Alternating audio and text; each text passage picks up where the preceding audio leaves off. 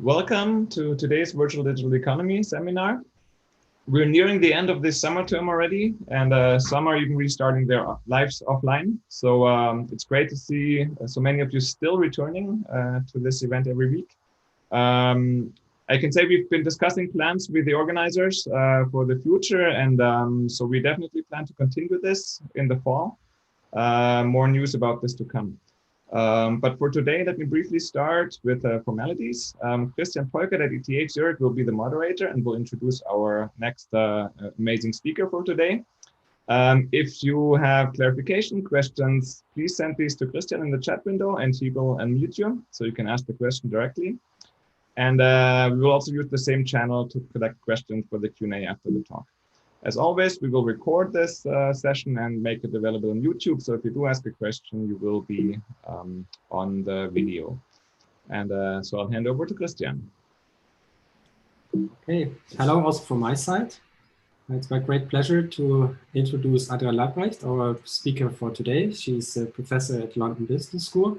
Anja doesn't need a long introduction, that's why I make it very short. Most of you have come across her interesting work on sort of new line of work on data economy and algorithms, and she's also going to present a paper a very interesting paper in this line of work. Anja, without further ado. Thank you. Thank you, Christian, for the introduction, and thank you about Hannes and Christian, and I think Gal for the invitation. Now let me share my screen here. Make sure this all works properly. And I think you should be seeing my screen in slideshow mode now. Very good. So welcome everyone. I'm so glad to have such a large audience here, and I'll be very much looking forward to your thoughts and comments. So as Christian said, this is work on algorithmic discrimination and algorithmic learning. And what we will look at here specifically is how algorithm in the algorithm-driven economy actually might potentially contribute to inequalities. And why is this important? Well, as you know, algorithms affect a large number of decisions we make.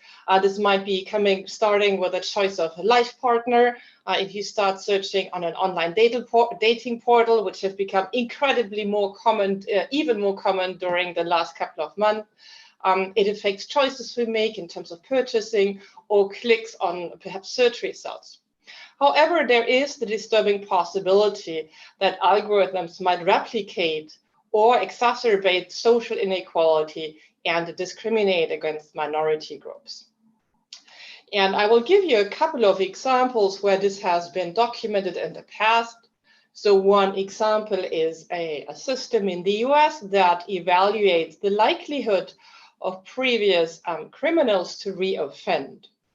And there's been some evidence that the system is more likely to falsely evaluate that Black people would reoffend and falsely evaluate that white people may not reoffend. And so you can see that the arrows might be going in one direction for one social group and in the other direction for another social group. Another example is a recruiting tool that had been tested, never actually launched by Amazon. And this was in the press maybe 1 or 2 years ago. So what happened there is that Amazon, very understandably, was looking for a tool to help them sift through the big piles of job applications they would receive. And automizing this is an obvious choice. Now, it turned out that this tool was actually more likely to negatively evaluate applications by women than by men, right? So the tool would on average prefer male applications to female applications. And the question was why. And it appears that ultimately this was because Amazon's recruiting tool was trained on the individuals that had currently been employed by Amazon, and therefore biased decisions in that way. And trained on individuals being employed there. If you have a male, more predominantly male population of employees, that would then be reflected in this type of outcome. And let me give you a last, more recent example even, and that is Apple's credit card that Apple and Goldman launched in last winter. And it turned out shortly after the launch that with a husband and wife couple even, the husband was offered much larger credit limits than the wife, even though supposedly they shared all of their bank accounts, and it wasn't clear what in their financial situation would actually merit such differences. We don't know actually why these differences, these different outcomes occurred here.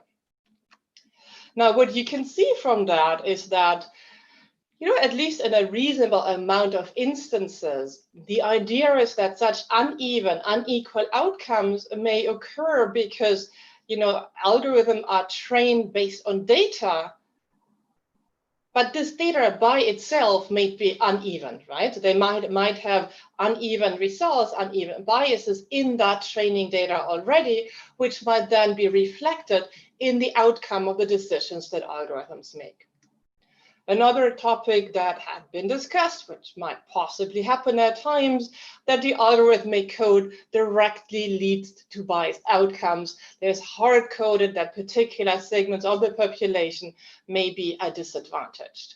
Now, I'm not sure how often that is, how likely this is to occur, because ultimately most firms are probably profit maximizing, but it is a distinct possibility. Now, what this has resulted in is a larger public policy debate on how should you be making decisions here, and especially is there some sort of transparency or regulation required? You know, even 4 years ago, Angela Merkel called for algorithmic transparency. The idea being that you know, internet firms, the digital economy, might be required to make algorithmic code public to then be studied. And similarly, in the US, the FTC had launched a unit that was tasked with actually studying algorithmic code. Now, the question is whether these type of actions would actually solve that underlying problem. And so what I will be talking about today is another potential source of such uneven outcomes in the context of algorithms, which really goes back to the fundamental ways in which algorithms operate and the simple mechanics, so to speak, of algorithms. And I'll explain to you what precisely we have in mind here. Before I get there, let me briefly situate this research in the context of the literature. Obviously, there is some recent work on apparent discrimination in online advertising. There is broader work on discriminatory behavior, including racial discrimination in online markets more broadly. So, and then we have research on targeting and paid search, and more broadly, the debate on algorithms assessing the risk of people reoffending or making decisions based on resumes of candidates. So in all those contexts, these type of outcomes might potentially matter. Now let me dive into what I'm actually doing in this research. So the empirical context here is the online search for names. Now you might ask, when do people search online for names? And most people who search online for names are actually not searching for the author of some academic paper, but it's very common actually in the context of job applicants, right? So potential employers might be searching for the names of job applicants to learn about their social media profile or you know, their general presence on the web. Searches might also occur. Imagine you are starting a new job and you want to learn about your co-authors, your co-workers, or maybe your co-authors as well. So this is incredibly common. Now, what has been found previously, though, is that as in any other empirical context, when users search for particular keywords on Google, in the context of searching for names, the type of ad that is then delivered as a paid search ad differs by whether a user might be searching for a name that is typically given to a Black person or to someone white. And so this has been studied specifically by Tanya Sweeney. And I'm showing you here an example from her paper. And on the left-hand side in panel A, you see an example of this type of search ad that might pop up on a search engine, like LaTanya Farrell arrested. But then on the other side, on the panel B here, you can see that in this case, LaTanya Farrell actually does not even have a criminal history, right? So her finding is that it's more likely that an ad for an arrest record, a background check record, advertising information on whether someone was arrested is displayed next to a name that is predominantly Black, than that next to a name that's predominantly used by white people, even though this may not actually be, there may not actually be an underlying criminal history. And you can see why this is concerning. So her study, just to clarify, covered a large number of names, many professional names. And you can imagine it's concerning because imagine you're a Black person are trying to apply for a job, and your name may be more likely to be associated with an arrest record that might affect the probability you might get a job. It might affect the way your coworkers view you, or potentially future promotion opportunities.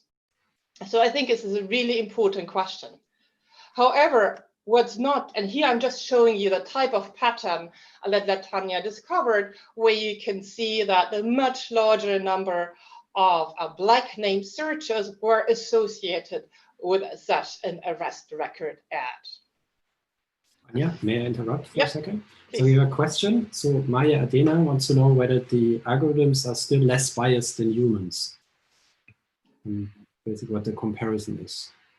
Yeah, so the question is an algorithm here less biased than human. So I think in general, the idea, very often we started with this idea when using algorithms for such decisions, that algorithm would take away the bias that humans would be making, right? So in many instances, so for example, to evaluate the risk of reoffending, well, maybe we can use an algorithm not only to make a decision more efficient, but also fairer.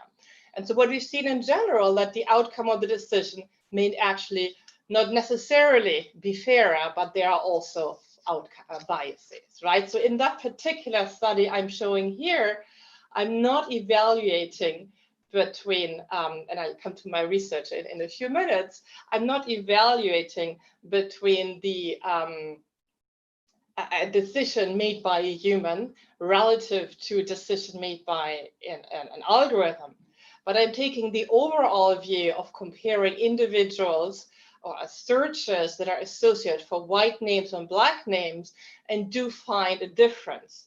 And the key point is, and this is where I'm just quickly jump to my next slide, it's not at all clear where this is coming from, right?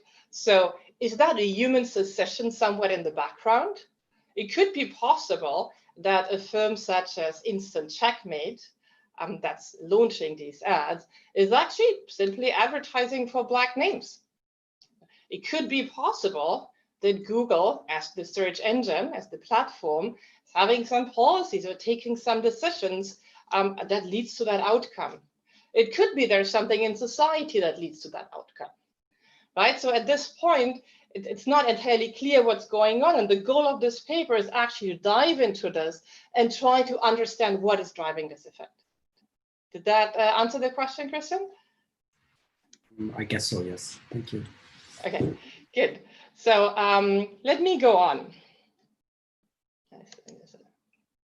How can we test this, right? So the key question is, if we have a setting where the type of advertising that's displayed next to searches differs between searches for Black people and white people, but we don't know why this is happening, how can we understand the causal mechanism here? And as you can imagine, understanding this causal mechanism is really important, because if you want to address that issue, we can only do that if you know what's actually causing that. Now, to test this, we actually decided to take the perspective of an advertiser. So we put ourselves into the shoes of an advertiser, running a Google search advertising campaign. What we do is we set up, we collect names, a total of 865 names, where we have first names that are clearly associated with someone being a Black person or a white person. And this is based on prior research, so we are not making this up, obviously. And then we match those first names with a number of last names that are that are the most common US last names, taking out those names that are predominantly Hispanic. Gives us a list of 865 names.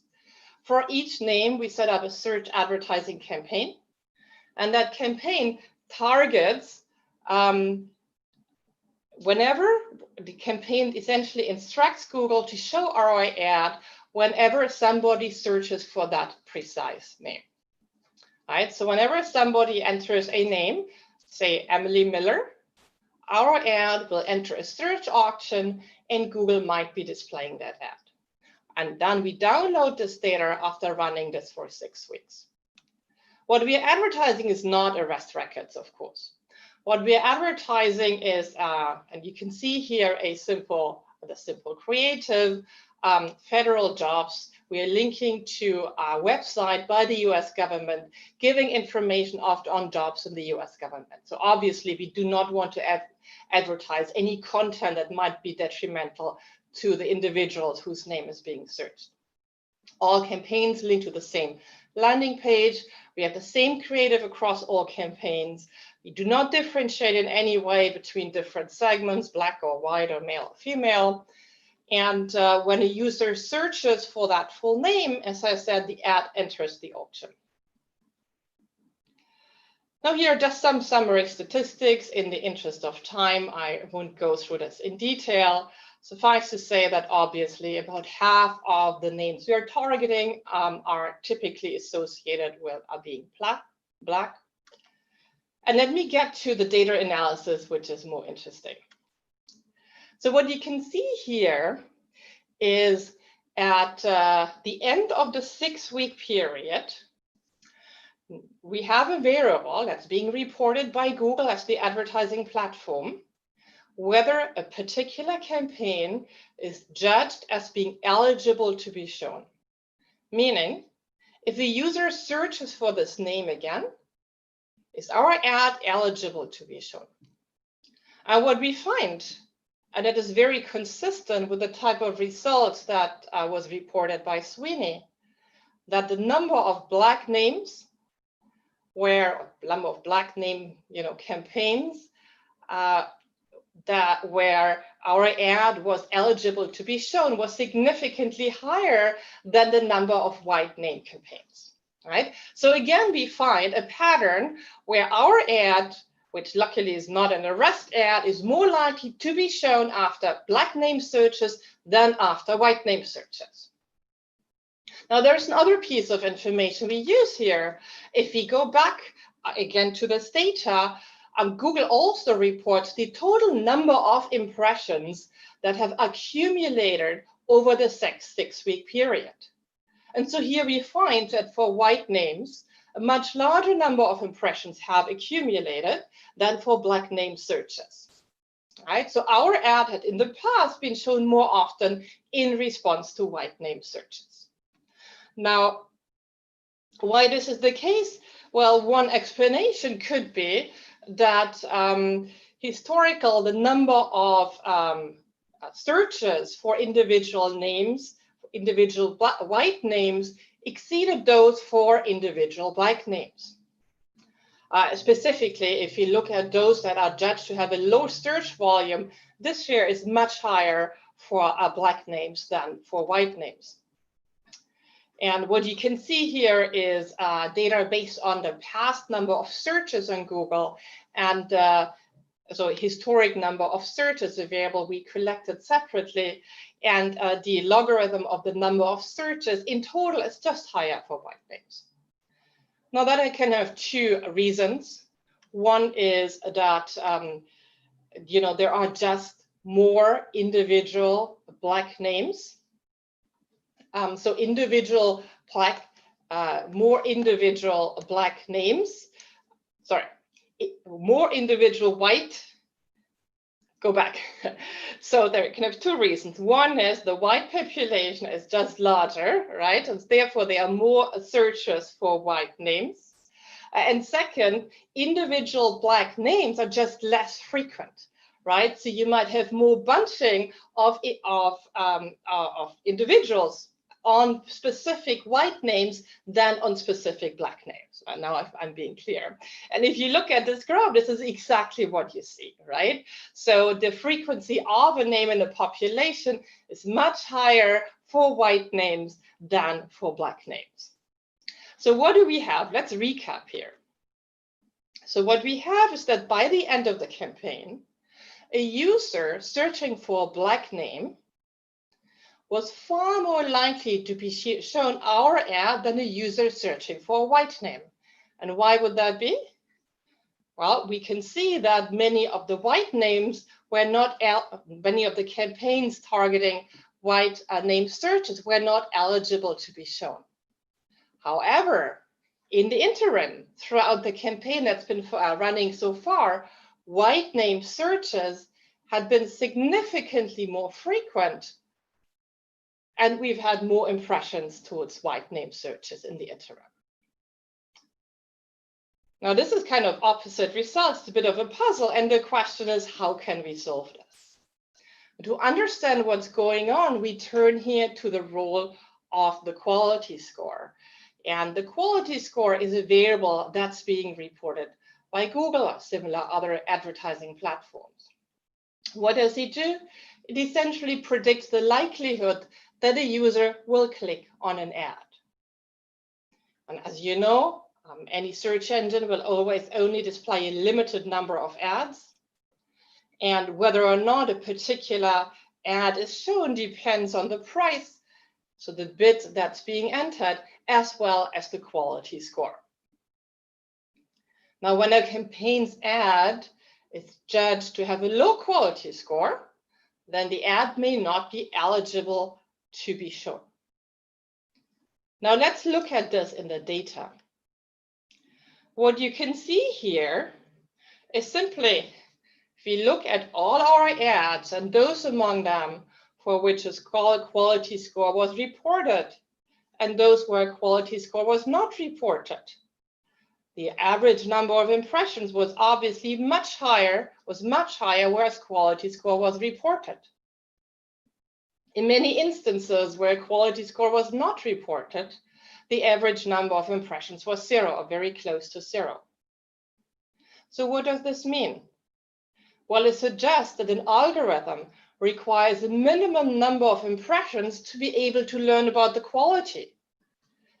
If no one searches for a particular name, the algorithm is not able to evaluate the quality of an ad, the likelihood a user would be clicking on the ad. However, what we have here is that once a quality score is reported, it is predominantly very low, meaning on average, people are not particularly likely to click on our ad. It is probably fair to assume the same for a firm that advertises arrest records. Now let's go one step further. If we look at campaigns targeted towards black name searches versus campaigns targeted toward white name searches, we find that campaigns targeted towards black name searches are far less likely to have a quality score reported than campaigns targeted towards white name searches. So what do we have here?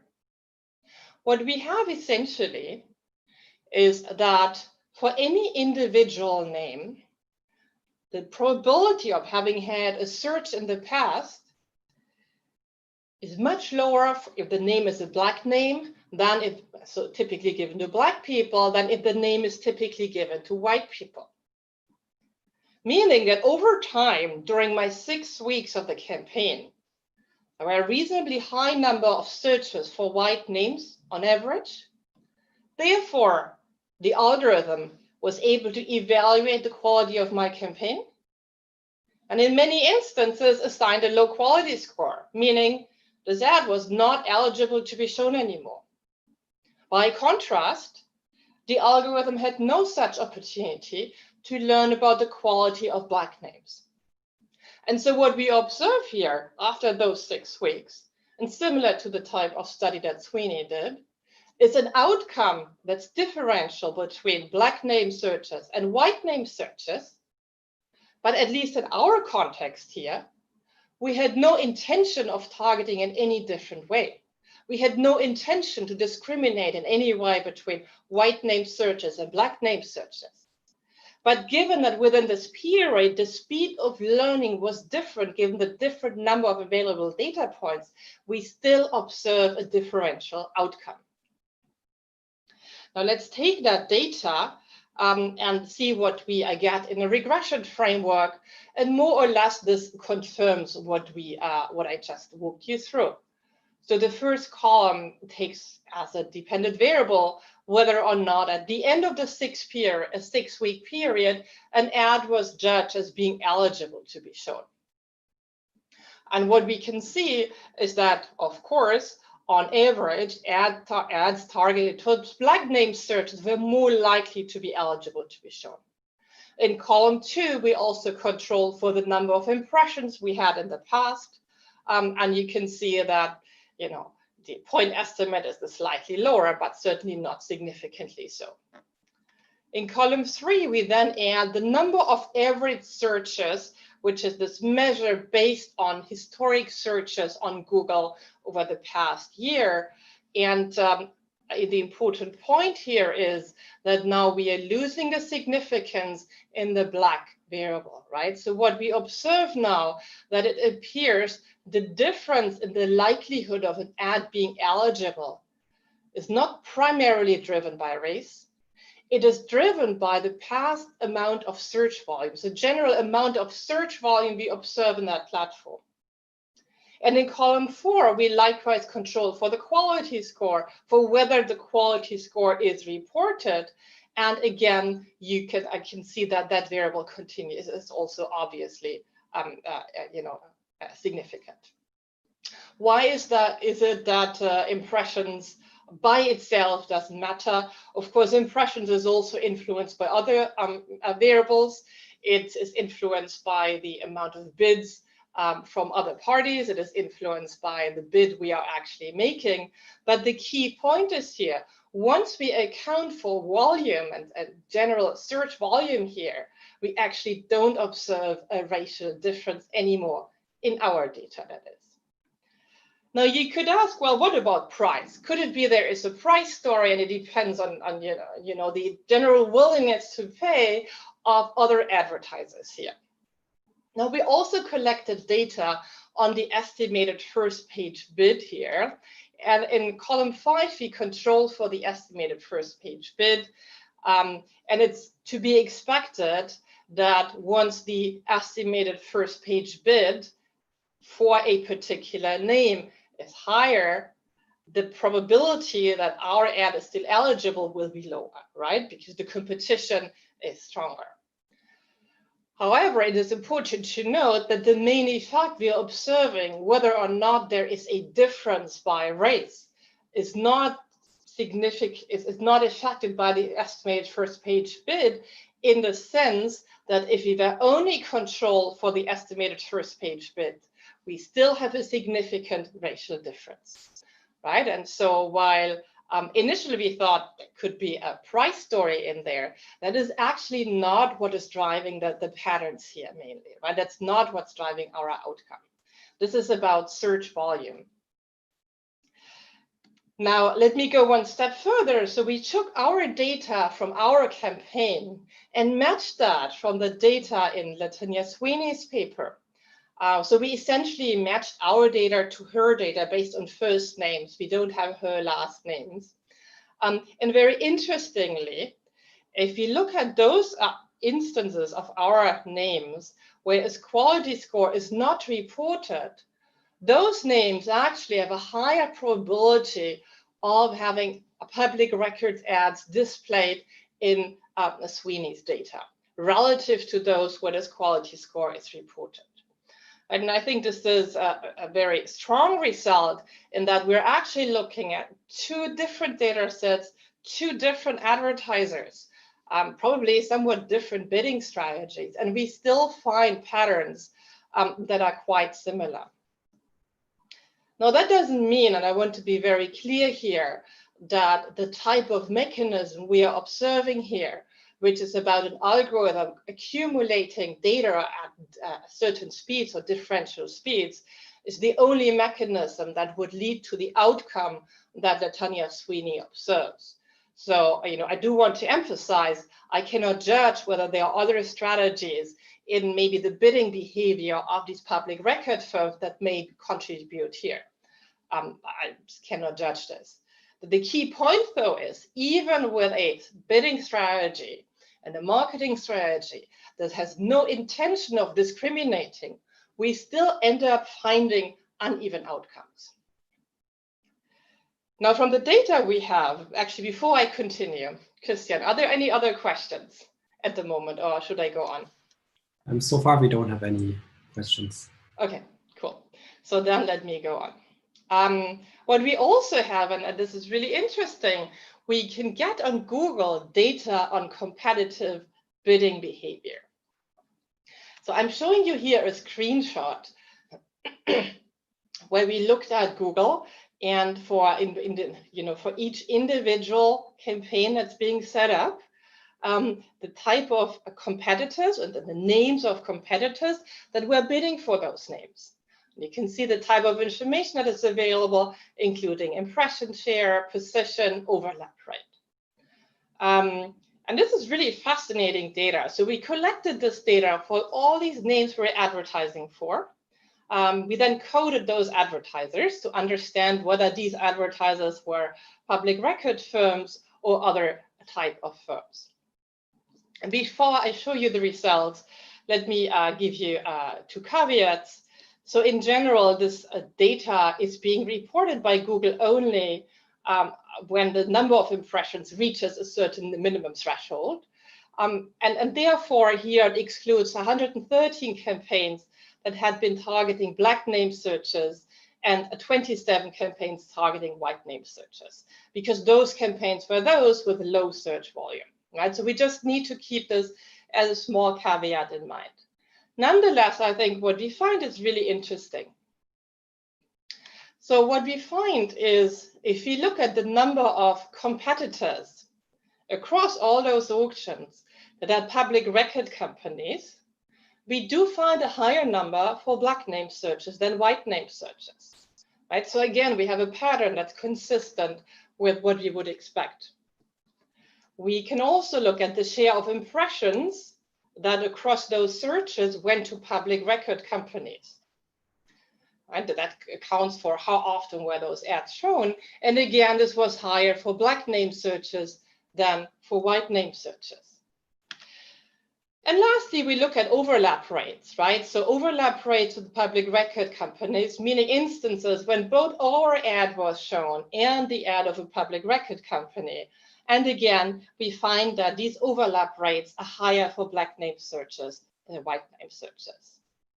That said, as I mentioned earlier, I do want to emphasize there may well be other explanations for the pattern that Sweeney found. And if you look at this overlap rates, we're looking at 21% versus 27%. No, it suggests something else might also be going on. Though keep in mind that we also have names where that we weren't able to get such data for simply because the search volume was low, which could mean that the real differences in overlap rates are actually more pronounced.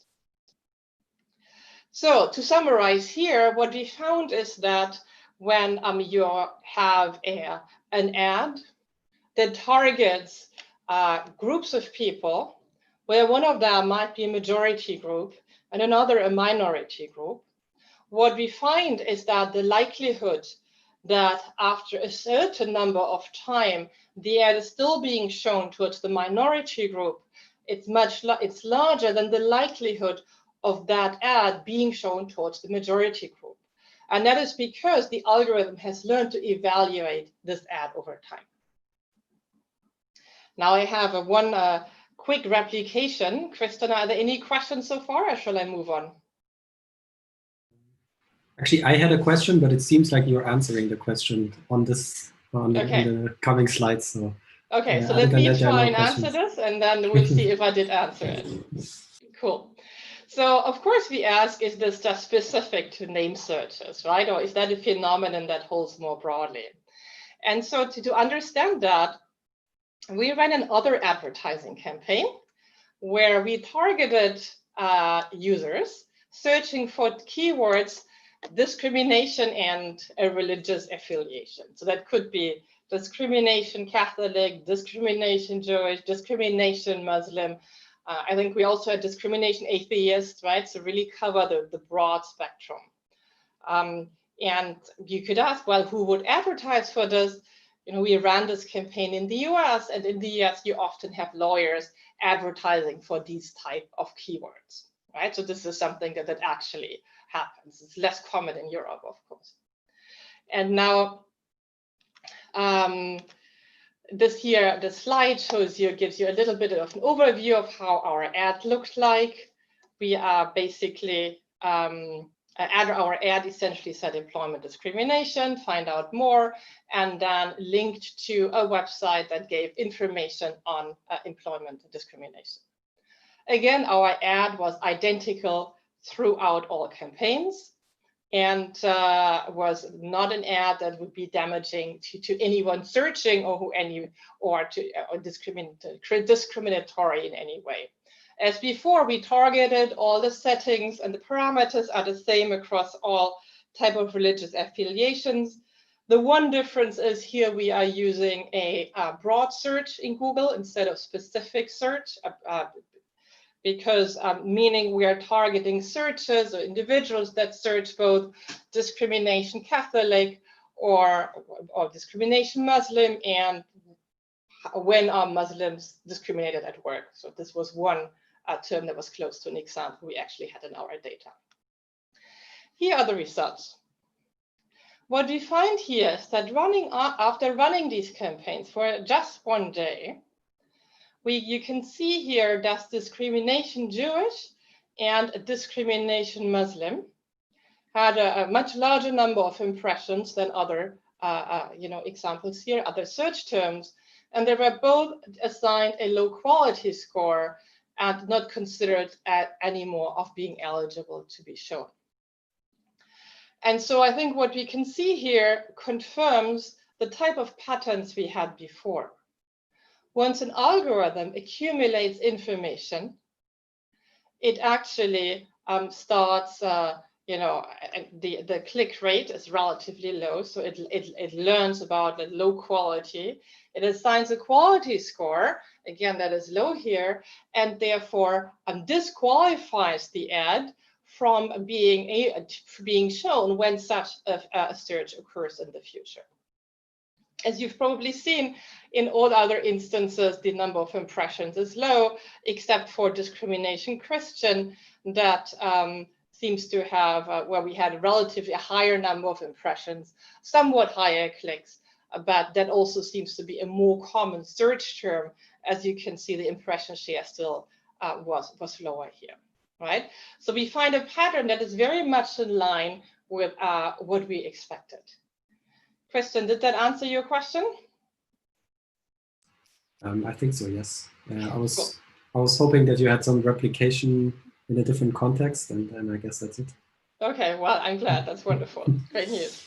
Cool. Okay, so let me spend the last 5 minutes, I think, roughly, that I have here before we move to general Q&A on talking about implications a little more. Now, let me summarize what we have. So simply the way that algorithms operate can lead to uneven outcomes, right? And so we had two examples. One is the lower speed of algorithmic learning can lead to a higher likelihood of displaying ads, including undesirable ads here. And the other, that a higher speed of algorithmic learning, when we looked at the discrimination Muslim, discrimination Jewish terms, can lead to a useful ad being less likely to be displayed. And, you know, in some way that already highlights the complexity that, you know, if we talk broadly about disadvantaged groups, whether or not they are ultimately disadvantaged here depends both on the particular type of ad we are looking at, as well as on whether the disadvantaged group is actually a large group or a small group relative to others. I think what it means more broadly that exploring uneven outcomes in the context of algorithmic decisions based only on the way and the algorithm were trained may actually fall short of fully understanding these challenges. And in a way, if you think about auditing algorithms and you consider the possibility that an algorithm learns over time by itself, that does seem to be a pretty innocent behavior. It is only when you actually study these type of empirical consequences that it becomes clear it can inadvertently lead to outcomes that may be disadvantaging certain groups. Now you can ask, when does this actually matter? So if you play devil's advocate, I could say, well, you know, an algorithm needs maybe 20 number of impressions to learn. And as long as that number of impressions doesn't matter for white name searches or black name searches, the same number of people with white names or the people with black names are being heard. And this is not really an uneven outcome. So where actually is the unevenness? Well, I would argue there are two dimensions where this matters. Well, the first dimension is, and that holds especially if you think about the first study of the name searches that I presented, is that the slower learning typically happens for the smaller population, which may be smaller because it's a minority population, right? And even if the number of people are the same, a greater share of individuals in that minority populations are affected. And so, you know, in a way we are then questioning, is it what matters, the number or the share? And one implication for this is, especially if you think about the setting of black name searches versus white name searches, and criminal record ads being more likely to be displayed following black name searches, that these type of outcomes may enforce broader stereotypes, potential racial stereotypes. And they are not really alleviated by the current ways of thinking about and addressing discrimination. And keep in mind, we are not talking about any intentional discrimination here on the side of the advertiser in the type of study we do. Well, let me give you a second example how this may matter. If you think about uneven outcomes in a context where there exist both cross-sectional differences, right, between different groups, let's say black people and white people, and changes over time. So imagine we have an economic downturn followed by an upswing. And that an economic upswing, firms are starting to hire.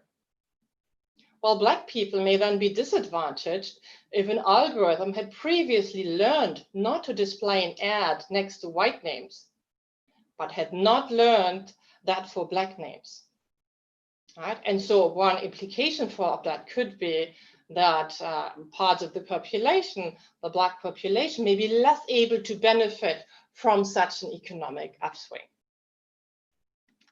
Now, let me conclude with just a couple of broader notes. As you've seen, you know, this process is rather a mechanical process. We're talking about a fairly simple process of gathering information and learning from that information. And that is why I believe these results, while we look at this here in the context of online advertising, are likely to apply also in other contexts where algorithms try to predict what content to show to specific groups. You could imagine that may matter in the context of health treatments, recommendation for health treatments, or financial services, recommendation for financial products. And so I think as a broader implication, they highlight that both managers and policy makers should be extending the discussion of uneven algorithmic outcomes to basically the simple mechanisms of algorithmic learnings. And again, how independent of specific policies here by advertisers or firms, we may be faced with outcomes that disadvantage some groups. Very briefly, some limitations. As I emphasized before, there may well be other factors that contribute to the results documented by Sweeney, which we do not measure here. And we are focusing on one particular mechanism. It's not our goal to explain these patterns in full. A second, and I also mentioned that briefly, the precise effect will depend on whether the content is positive or negative, and whether ultimately this minority group, the smaller group, is advantaged or disadvantaged. And lastly, as you've noticed by now, what we're not attempting here is to suggest a specific algorithmic design that will eventually circumvent this problem. We do hope that our work inspires some future research to hopefully look into this as well. So thank you very much. And maybe we have some more questions. So thank you very much, Anja. So indeed, we have a couple of questions. The first will be by Moody Modak. Let me unmute her. Hi, can you hear me? Yeah, Yes. Hi, I can hear you. Okay, so this was just a curiosity kind of question. So you showed us about religion. Is there something similar regarding gender and the cross section between gender and race? So we did not find any specific differences here in the first data for gender. I think it would depend very much on what type of search you would consider, right? So I think if you have a setting where, I could imagine, I haven't tested this, but I could imagine if you run a campaign that targets either discrimination women and discrimination men, my gut feeling is there's probably more searches for discrimination women. I might be proven wrong, but you're welcome to check this on Google. But if that's the case, again, if you're showing an ad towards those two campaigns, the ad that's targeting discrimination women may be less likely to be shown earlier than the ad that's targeting discrimination men. Okay.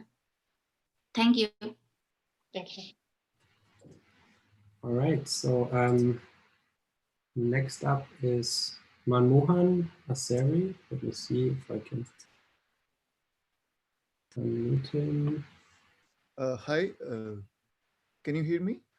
Yes. Yeah, so my question is about what are the recommendations that you would like to suggest for resolving this issue? This seems to be a very complicated one. Are there any like existing fairness notion, etc., which can be applied, which can be used by Google, etc., to solve this problem?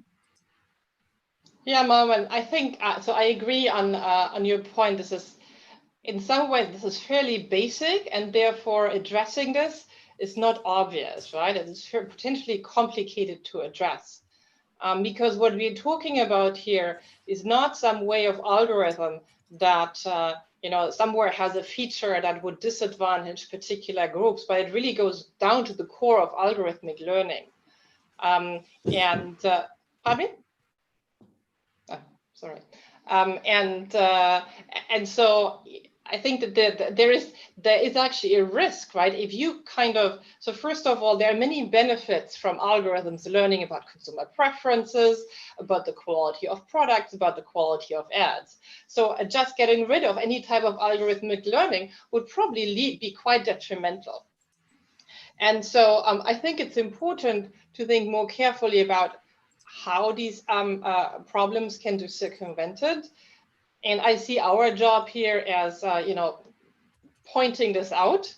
As I said, in my limitation slide, and I don't have at the moment a particular recommendation on how you can actually solve that. But I think we need to work hard and think hard about how to address that issue. And, maybe this is about thinking certain contexts where particular algorithms, particular types of learning or particular types of decisions can be very detrimental to help algorithms learn faster, perhaps to supply them with data at greater speeds. Yeah, thank you. Okay, up next is Antti Kiuka. Antti? Hello everyone, and hello Anja. Thank you so much for this presentation. This was really great and very interesting, the way you get your hands on the data. I wanted to ask about that, and more specifically about the quality score, because there are so many layers behind this quality score. For example, the relevance of the keyword, the quality of the landing page, and so on. Do you take this into consideration as well? So yeah, that's a very important point, Antti, and I'm really glad you like the work. So if you think about our landing page and the ad, we kept that absolutely constant, right? So we're using the same landing page, we're using the same ad. That's also why we kept the ad design fairly neutral. We didn't want to overload it with content because we were worried that, this may be sending information signals that may be interpreted perhaps differently by different searchers. So there shouldn't be any variation coming from these type of variables. We also know the price, right? And so as I showed in my last regression, we can control for the effect of the price, the estimated first page bid for each name. So ultimately, I think what we are measuring, so deviation in quality score between different names, which is really what matters, and that's a very important point that you're making, that would really be due to different likelihood to click on the names and the overall search volume. Great. Right? And so assuming that, of course, the number of clicks we have is fairly low, so it ultimately comes down to the overall search volume, which is what we focus on. Great, thank you very much. On that note, I think Songül Tolan's question is also very related. Songül, I'll unmute you.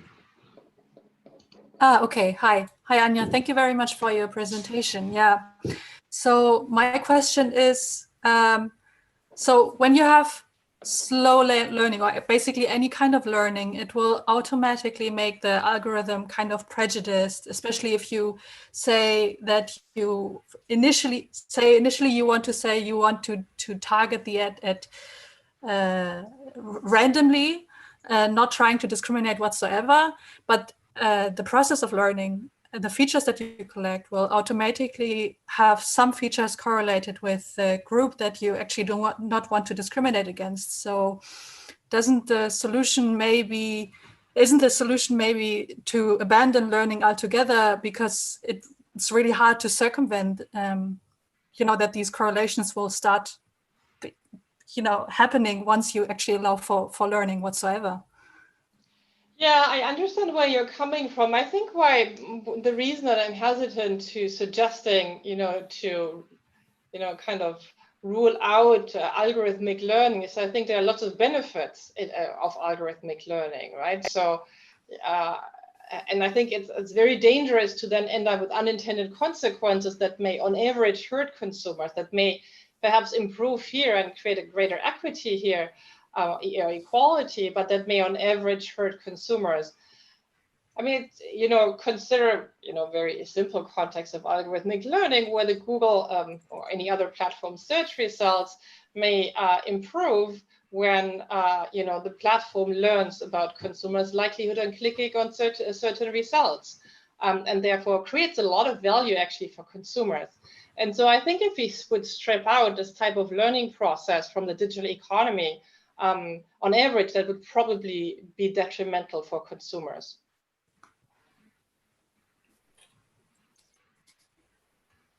All right, so next up is Dominic Riese. Dominic, please go ahead. Hi, Anja, thank you very much for the interesting talk. I somehow tried to get a grasp of whether you could simulate what would happen if quality scores wouldn't be unequal, the eligibility would be similar between these different groups, search volume would be less dissimilar, and so on and so forth. Could you somehow simulate counterfactual outcomes and then build on that this discrimination the statistical discrimination, as I understand it, might both be right and wrong in terms of what it aims to do. There's an interesting paper by Aislinn Boll and co-authors that I think it's published as an NBR working paper that tries to distinguish between these two kinds of statistical discriminations. So it might well be that if you do the counterfactual predictions, this statistical discrimination might be either right or wrong in the sense of what the algorithm tries to optimize for. Any idea how to address these two things? Well, I mean, I think I don't think we have a type of model where you can, easily run a counterfactual. So I would be a bit careful. I think the data we have suggests strongly that if we had more data points if there were more data input, say for Black name searches, then we would end up with a setting where we have a greater degree of learning. And we do see in Black names that are searched for more often, they're similarly judged as having a low quality score, right? So, on average, Black names are less likely to, Black name searches, right? Not Black names, but Black name searches are less likely to be judged having a low quality score. But that's due to the amount of searches for those names. So I think I agree with the type of mechanism that I think you implied. I don't think we can, easily run this type of counterfactual. I think if you would run these campaigns for Black names for much longer, spend some more money on this, and this is not an entirely cheap exercise here, you would probably find that over time they just get disqualified. It just turns out some of these names are just really rare. Right, and imagine this is not only a first name, but in the first name, maybe Tremaine is relatively rare. Once you look for Tremaine Miller, it's actually even rarer, right? And so I think, yes, I think the results are in line with that. I think in terms of actually producing a counterfactual, I think that is hard, if that makes sense. Thanks, yeah. So we have a question by Shantanu Malik. Shantanu? Hi, Anja. Just a quick question. So I'm just curious, what exactly does the quality score of the algorithm imply? Which means that, for example, what type of keyword search would have led to a high quality score for the US government link you used? Oh, so the quality score is essentially a measure of the likelihood to click on an ad, right? And so since we've kept the ad constant here across all search terms, the quality score is largely, and so when a quality score was reported, that quality score was predominantly low. Well, it was always a low quality score. I think quality score, I think it's a range from 1 to maybe around 10. And the quality score was always a low quality score. And what we have, therefore, is that the variation comes from whether quality score is reported or the quality score is not reported. So holding the ad constant, we have a variation that comes from that probability to click. Now you can ask, and I think maybe that's the underlying questions, what type of ad would lead to a high probability to click, right? And if I have a really high probability to click, so maybe my ad would actually not be disqualified. I think that's, given the time, I don't think we have time to think this through. But of course, if you have an ad that has a really high probability of users to click on, maybe you have a great promotion for a product, then you will probably find results where the ad does not get disqualified from being shown. Okay, thanks a lot. So maybe I can squeeze in one really quick question and maybe also a very quick answer by Pallavi Pal. Pallavi? Hi, thank you for the presentation. I have a question related to whether this bias is a short-term bias. In the sense, do you think that this bias will go away if your ad runs for a long time so that the number of impressions are equal across different groups? So I'll try to keep it brief, given what Christian said. We observe it for 6 weeks, but I think it's already fairly long. And some names, not a lot of names, Black names especially, had zero impressions by then. So I think, you know, it's probably going to last for quite a while. Second, if you look at the Tanya Sweeney's study, she did a snapshot in time, essentially, searching for a name and recording what type of ads were reported. And presumably these companies have been advertising for a while before that.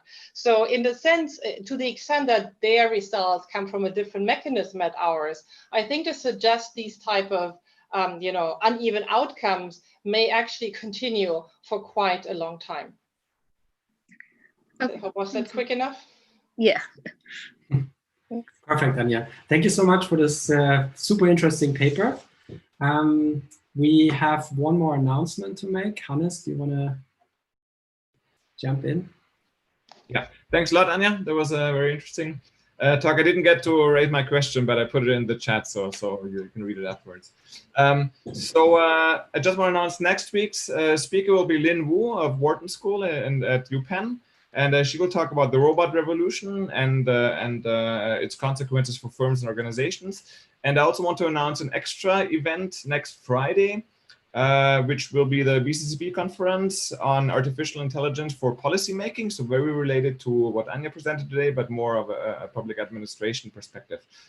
So more information on the website. And we hope to see more of you then. Same place, same time.